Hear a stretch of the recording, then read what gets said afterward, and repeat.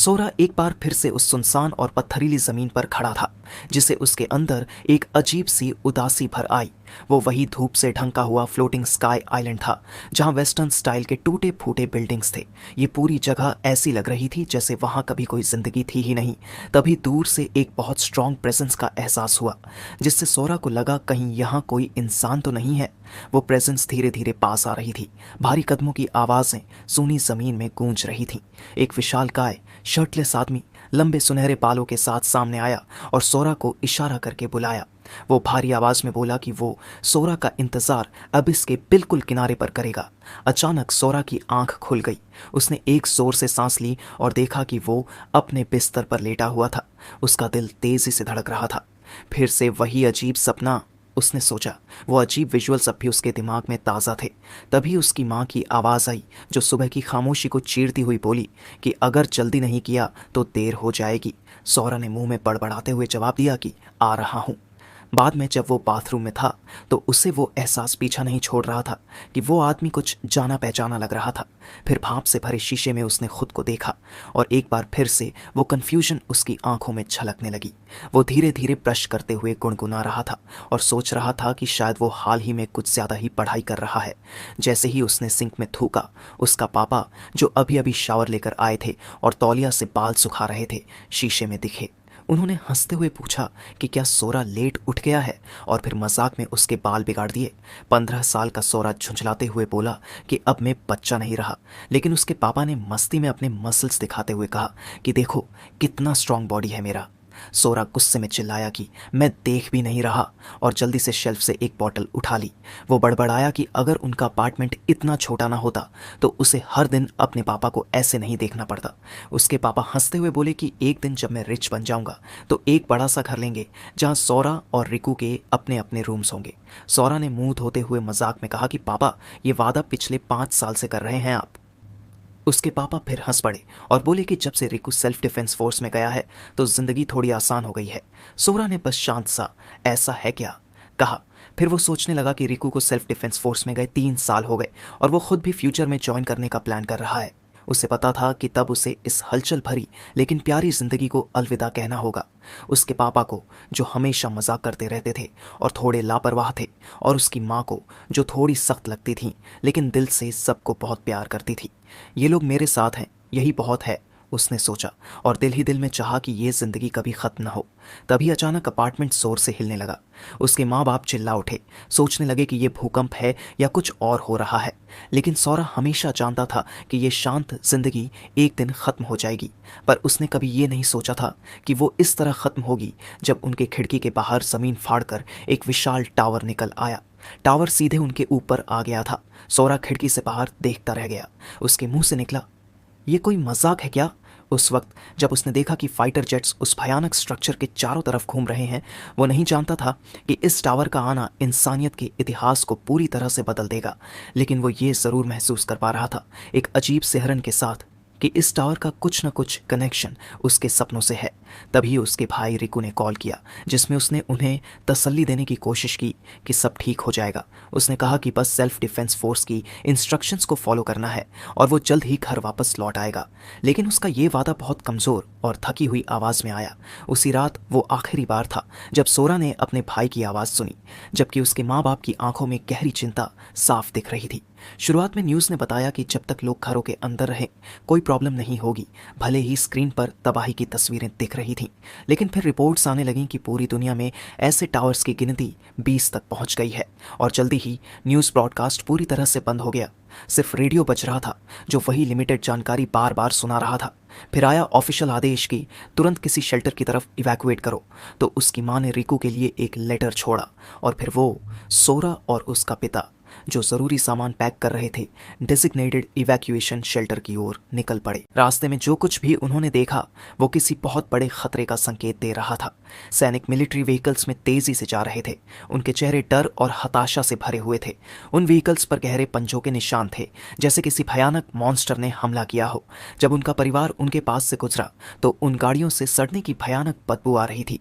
जबकि उसके पापा चारों तरफ देखकर बोले, हमारी दुनिया को हो क्या गया है? आखिरकार वो लोग एक जिम्नेजियम पहुंचे जिसे टेम्परेरी इवैक्यूएशन शेल्टर में बदला गया था। वो बड़ी सी जगह रेफ्यूजी से खचाखच भरी थी, लेकिन किसी की आवाज़ तक नहीं आ रही थी, जैसे सब लोग चुपचाप अपनी मौत का इंतज़ार कर रहे हों। उसकी माँ ने सोरा को बुलाया कि वो उस जगह आ जाए जहाँ उन्हें थोड़ी सी जगह मिली थी, और सोरा तुरंत वहाँ चला गया। लेकिन इस भारी सन्नाटे में भी कुछ ट्रबल मेकर्स थे जो अपनी घटिया हरकतों से सबका ध्यान खींच रहे थे। एक आदमी गुस्से में एक छोटे बच्चे को जोर जोर से डांट रहा था, उस पर चिल्ला रहा था कि उसने उसकी ब्रेड चुराई है। वो बच्चा डर से कांपते हुए रोने लगा और बोला, मैंने कुछ नहीं लिया। लेकिन वो आदमी जिद पर अड़ा रहा कि सबको बस एक ही पीस मिला था और ये लड़का शायद पहले ही अपनी ब्रेड खा चुका होगा। फिर उसने बेरहमी से बच्चे को थप्पड़ मार दिया। आसपास खड़े लोग आपस में फुसफुसाने लगे। सब हैरान थे इस तरह के बर्ताव से, सोचने लगे कि क्या कोई कुछ करेगा, लेकिन कोई आगे आने की हिम्मत नहीं कर पाया। तो वो आदमी जीत की मुस्कान के साथ उस ब्रेड को हाथ में लिए खड़ा था जो उसने अब ले ली थी। फिर वो बच्चे के पास झुककर डराने वाले अंदाज में बोला, तू तो कहेगा ना कि मैं ये ब्रेड ले सकता हूँ, क्योंकि मुझे तो अभी भी भूख लगी है। बच्चा बस कांपते हुए धीमे से बोला, हाँ। उस आदमी ने घमंड से कहा, जब तक ये सब सिचुएशन ख़त्म नहीं होता तेरी ब्रेड अब मेरी है। और बेरुखी से जोड़ दिया, वैसे भी कुछ ही दिन की बात है, तू इससे मरेगा तो नहीं। बच्चा चुपचाप रोता रहा। उसी वक्त सोरा के पापा आगे आए। उन्होंने ठंडे लेकिन सख्त लहजे में पूछा, तुम ऐसा क्यों कर रहे हो जब सबको पता है कि हालात कितने ख़राब हैं। उस गुंडे ने हंसते हुए कहा, बूढ़े, तू अपना देख ले, दूसरों के लिए हीरो बनने की ज़रूरत नहीं है। सोरा के पापा ने गुस्से को कंट्रोल करते हुए सख्त आवाज़ में कहा, उसी बच्चे को ब्रेड वापस दो, अभी के अभी। गुंडा गुस्से से आग बुला होकर चिल्लाया, चुप हो जा, और झपट कर एक पंच मारा। लेकिन सोरा के पापा ने वो वार बड़ी फुर्ती से डोज किया और जवाब में एक जोरदार किक उसके पेट में मारी, जिससे गुंडा ज़मीन पर गिर पड़ा हाँफता हुआ। जबकि सोरा के पापा ने शांति से ब्रेड उठाई और उसे उस डरे सहमे बच्चे को वापस दे दी।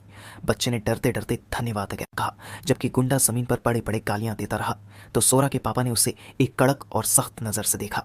वो गुंडा बस गुस्से में दांत किटकिटाता हुआ उठा, ज़मीन पर थूक दिया और जाते जाते बोला, मैं ये याद रखूँगा।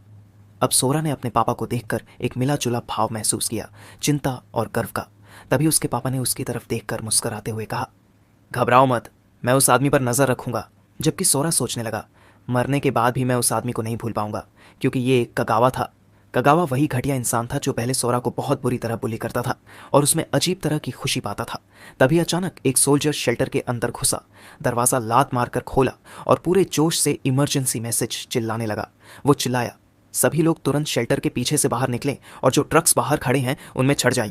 एक आदमी जो एकदम साफ सुथरे सूट में था और कूल तरीके से अपनी ग्लासेस ठीक कर रहा था बोला, क्यों? घबराया हुआ सोल्जर हकला कर बोला, ये जानकारी कॉन्फिडेंशियल है, मैं कुछ नहीं कह सकता। वो आदमी गुस्से में दोहराया, तुम कुछ नहीं कह सकते? फिर वो भड़क उठा, जोर से बोलने लगा, 2 दिन लोगों को घरों में बंद रखा, फिर यहाँ इस हालत में लाया और अब भी हमें कुछ नहीं बताया जा रहा। उसने पास की एक सरफेस पर हाथ पटका और बोला, हम टैक्स क्यों दे रहे हैं फिर? उसके पीछे खड़ी भीड़ अब विजिबली परेशान हो गई थी और आपस में सहमति में बड़बड़ाने लगी। तभी वो सोल्जर जो अभी तक एंट्रेंस की तरफ डरा हुआ देख रहा था अचानक चिल्लाया, वो लोग आ गए हैं, सब लोग जल्दी भागो। भीड़ में किसी ने घबरा कर पूछा, कौन लोग? जबकि सोरा ने जल्दी से अपने पापा मम्मी का हाथ पकड़ने की कोशिश की और बोला, चलो जल्दी भागो यहाँ से। उसके पापा अभी भी कंफ्यूजन में पीछे देख रहे थे, लेकिन सोरा के दिल में गहराई तक डूबती हुई बेचैनी उठ रही थी। वही फीलिंग जैसे जब आप फैमिली कंप्यूटर पर ब्राउज़र हिस्ट्री क्लियर करना भूल जाते हो। अब वो सोल्जर एक लोहे का दरवाज़ा किसी अनदेखी ताकत से बचाने की कोशिश में पूरी ताकत झोंक रहा था और चिल्लाया, मैं ज़्यादा देर नहीं रोक पाऊंगा, सब लोग जल्दी वाहनों में चढ़ो।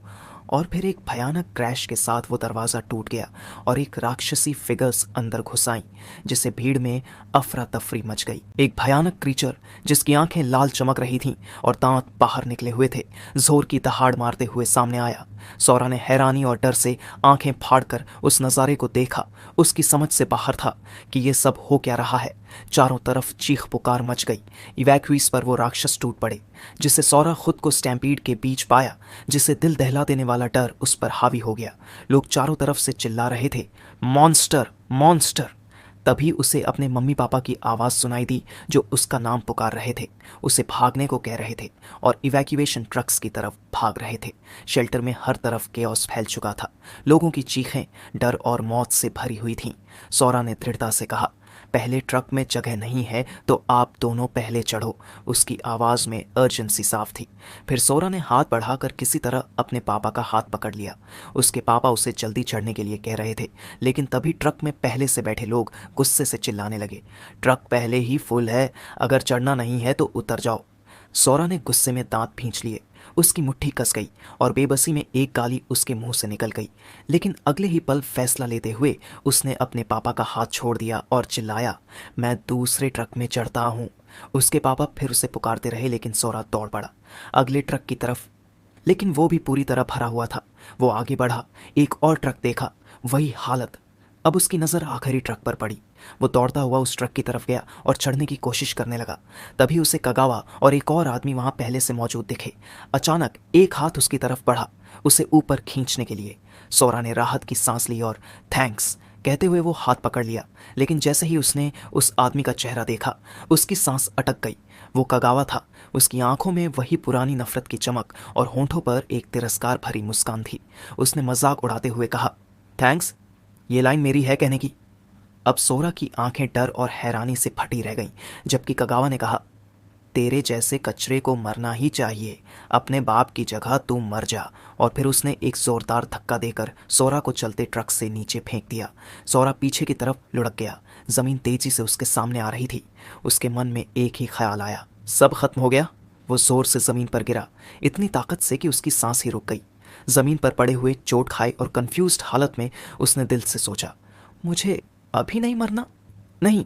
उसकी आवाज़ लड़खड़ाते हुए किसी को पुकार रही थी, कोई भी, बस कोई, मदद। और तभी उसकी धुंधली होती नज़रों के सामने एक जोड़ी चमकती रहस्यमय रोशनी वाली टांगें दिखाई दी, जिन्हें वो देखते ही पहचान गया। ये वही स्पेक्ट्रल आदमी था जो हर बार उसके सपनों में आता था।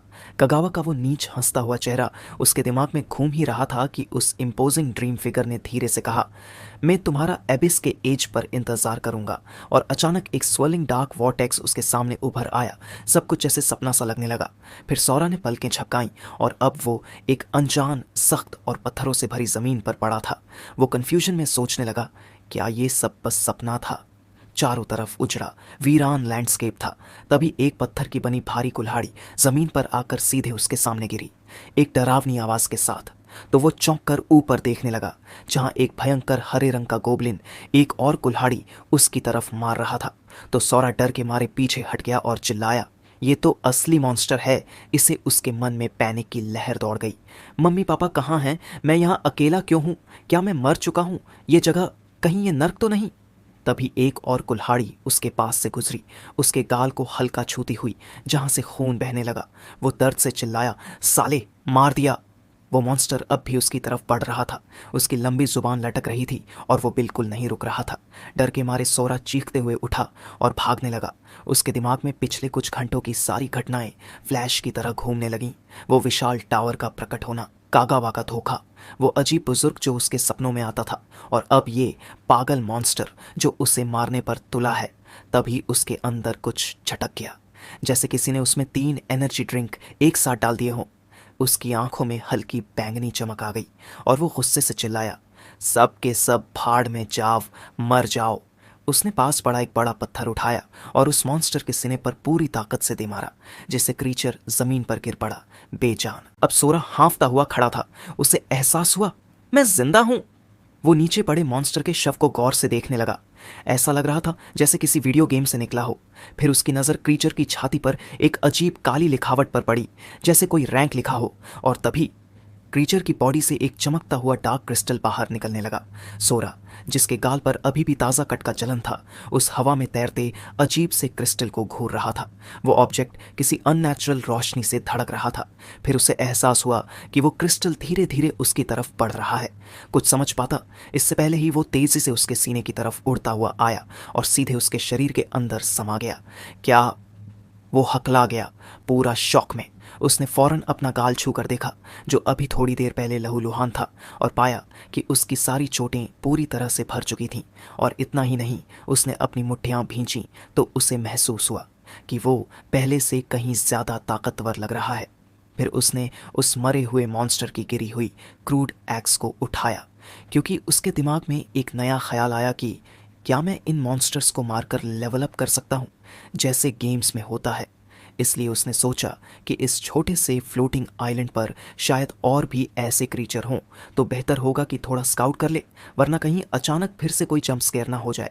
वो आसपास फैले पुराने टूटे फूटे रून्स को गौर से देखने लगा। पूरा एक चक्कर लगाने के बाद उसे ना कोई और मॉन्स्टर मिला और ना ही कोई साफ रास्ता आगे जाने का। फिर उसकी नज़र दूर एक बड़े से रूइन पर पड़ी। शायद वहीं से बाहर निकलने का रास्ता हो, उसने सोचा।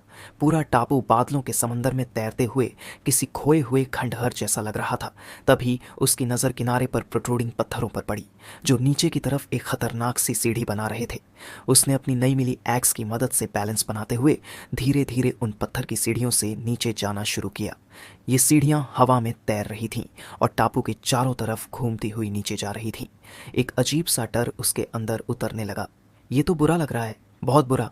वो बहुत संभल संभल कर नीचे उतरता रहा। उसने मन ही मन सोचा, गेम्स में ऐसे टेरेन तो मॉन्स्टर से भरे रहते हैं, लेकिन कम से कम वहां मर जाओ तो रिस्पॉन हो जाते हो, पर यहां अगर फिसल गया तो सीधा मौत। आखिरकार वो उन खतरनाक सीढ़ियों के आखिरी हिस्से तक पहुंच गया। फाइनली पहुंच गया। उसने चैन की सांस ली। सीढ़ियों का आखिरी सिरा एक बड़े पुराने से आर्च्ड दरवाजे में जाकर खत्म हुआ, जो किसी अंधेरे स्ट्रक्चर में खुलता था। वो एक पल रुका, डिमली लिट पत्थर के रास्ते में, हाथ में एक्स तैयार। तभी पास की एक मशाल अपने आप जल उठी। उसकी चमक में अंदर का रास्ता थोड़ा सा साफ हुआ तो उसने आगे झांका। उस हल्की रोशनी में अब एक बड़ा सा टूम्बस्टोन नजर आया, किसी एंशंट स्मारक जैसा। वो आगे बढ़ा और पत्थर को छुआ, जो किसी अजीब सी भाषा से ढंका हुआ था। लेकिन हैरानी की बात यह थी कि वो सिंबल्स उसके दिमाग में सीधा ट्रांसलेट होने लगे, जैसे कोई एंशंट नॉलेज खुद अंदर उतर रही हो। ये फ्रैगमेंट्स उनके असली मालिकों के हैं और जो इन सभी को इकट्ठा कर लेगा उसे अबिस से बाहर जाने का अधिकार मिलेगा। तो ये वही अबिस है जो उसने अपने सपनों में सुना था। ये सोचते हुए एक हल्की सी काली मुस्कान उसके होंठों पर आ गई। तो अब मुझे इन फ्रैगमेंट्स को कलेक्ट करना होगा, जैसे कोई जानलेवा इंटरडिमेंशनल फेच क्वेस्ट हो, सिर्फ हम बाहर निकलने के लिए। ठीक है, ले चलते हैं इस गेम को आगे। वो सीढ़ियों पर सीधा खड़ा हो गया। उसके भीतर एक नया जोश उभर आया था। सोरा ने पीछे मुड़कर सोचा, पहला मॉन्स्टर तो असल में ज़्यादा स्ट्रांग भी नहीं था। अब वो पूरी तरह डिटर्मिन्ड था। उसे हर हाल में जिंदा रहना है और इस नाइटमेयर से निकलना है। उसने एक गहरी सांस ली और सामने खड़े भारी पत्थर के दरवाजों को जोर से धक्का दिया। अब जो भी सामने आए उसका सामना करने को तैयार था। धीरे धीरे इस भयावह जगह के रूल्स सामने आने लगे। पहली लेयर कुल 900 वर्ग मीटर का इलाका और वहां मारा गया पहला मॉन्स्टर, जिसकी बॉडी पर एक चेहरे खुदा हुआ था। दूसरी लेयर दोगुनी 1800 वर्ग मीटर और वहां का मॉन्स्टर नंबर 2 के साथ। तीसरी लेयर और भी बड़ी 3600 वर्ग मीटर, जहां सोरा को एक साथ 4 वुल्फ जैसे क्रीचर से लड़ना पड़ा। उनमें से एक पर लिखा था 3। धीरे धीरे सब कुछ साफ होने लगा। ये नंबर्ड मॉन्स्टर्स ही वो हैं जिनके पास फ्रैगमेंट्स हैं, और फ्रैगमेंट्स ही है अगले दरवाजे की चाबी। मतलब 3 फ्रैगमेंट्स मिलेंगे तो ले जाएंगे लेयर 4 की तरफ। लेकिन वो जितना बढ़ता गया, मॉन्स्टर्स के नंबर्स उतने ही ज़्यादा खतरनाक होते गए। हर की एक नया दरवाज़ा खोलती थी, जो सोरा को और गहराई में ले जाती थी, जहाँ खतरा भी और भयानक होता गया। और सबसे डरावनी बात, हर नई की पाना पिछले